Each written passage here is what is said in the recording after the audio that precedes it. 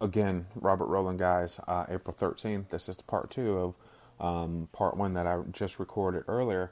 And like I was saying, there's really not a way that you can focus on yourself and through your recovery effort if you're still in a relationship with someone else. Now, if you're going through the recovery and you're involved with the same person that helped you realize that you are a narcissist, that's a complete different topic. That's something else. You have the soldier next to you, and you've got a partner, that's been through these battles with you, that's seen your highs and lows, and they're willing to fight with you through this battle. By all means, that's the exception to the rule. But you leaving that relationship and jumping into another relationship to recover, I don't see that as a viable solution to actually repairing and recovering yourself. Now, with that being said, as a narcissist, you have to realize that the person that helped you realize these things, there's a very strong possibility that they may move on or may have moved on, regardless of how long you guys have been together, regardless of how much they said they loved you, or regardless how much you love them. There's a very strong possibility that they may be involved in another relationship and be completely happy. Example, for myself, I had a conversation with my ex, and she told me that she's been completely happy since the day we broke up. And for me, it completely broke my heart. I was just like, what in the world? Like, I was at a complete loss for words, and it completely destroyed me internally. And that was something that was said to me, I believe it was over the weekend or maybe early this week. I can't remember the exact date, but I was talking to my therapist about it. And my therapist, was just like, Rob, there's really nothing you can do about this. You've done everything that you could to represent yourself to this person and show her that you're changing and that you love her and that you value her and that you appreciate her. And through the course of the relationship, you've taken steps within the relationship to prove to her how much you loved her. Yeah.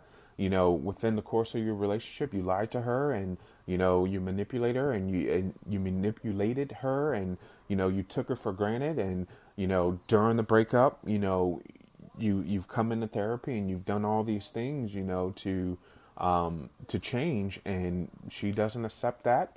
And that's on her at this point. You can't let that, deter you from, continuing down the path of repairing yourself, and you can't prevent that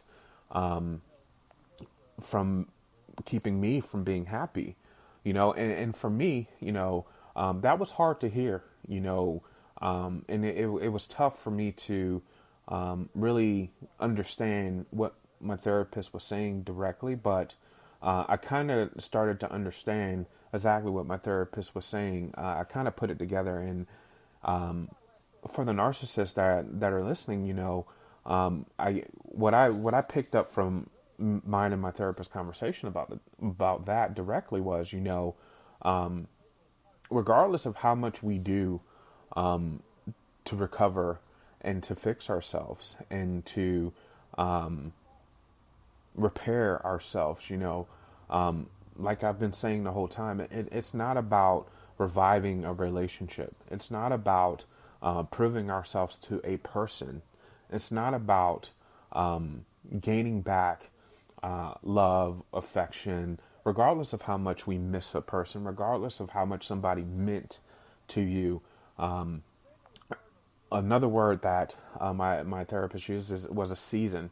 People come into our lives for a reason. And I guess my ex's reason was for me to actually feel what giving love was. Because before, I can honestly say that me as a narcissist, I've never ever truly loved anyone, period. Other than obviously, my family, but I never ever gave anyone any part of me, or never gave anyone enough of me, to absolutely say, or to be vulnerable to someone, and as a narcissist, in our thought processes as narcissists, and one of our defense mechanisms as narcissists, is that invisible wall, where we put up this facade, and we lie, and we put up this fake person, so we don't really let people in close, so people don't know who we really are. So they can't really truly love us, and we can't really truly love them. And that's partly because we really don't love ourselves. But over the course of, my recovery, I have absolutely fallen in love with myself again.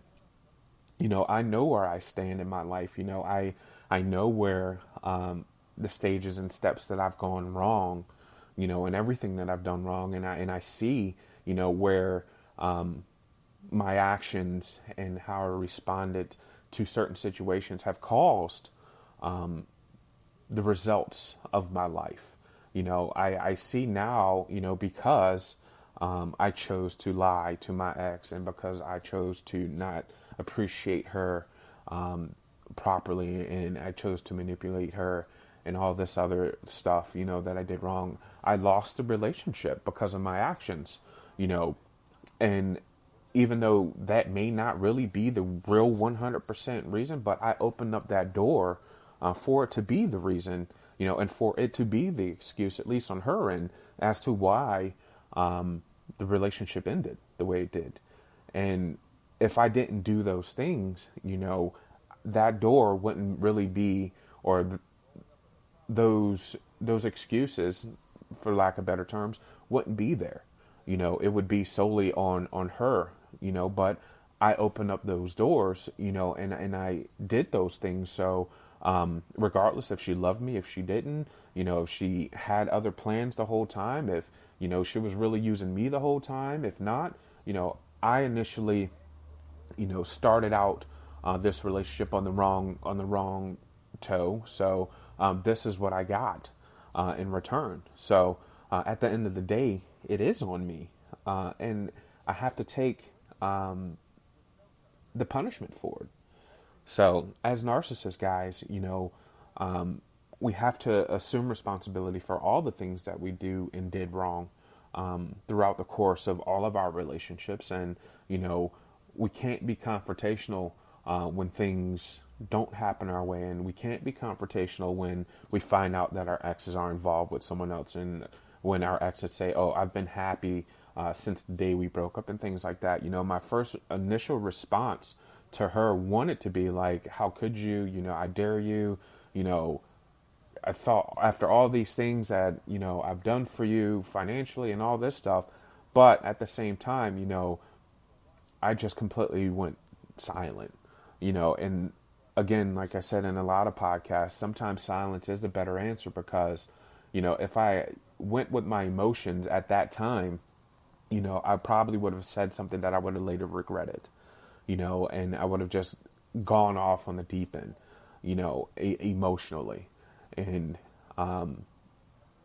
regardless, like I said, of the hurt, guys, one of the best things for me is not having social media, because God knows what's being said about me on her Facebook page or anything like that. If that's been said since we broke up, God knows what's been posted since we broke up, or what's been going on social media wise with her friends and the people around her.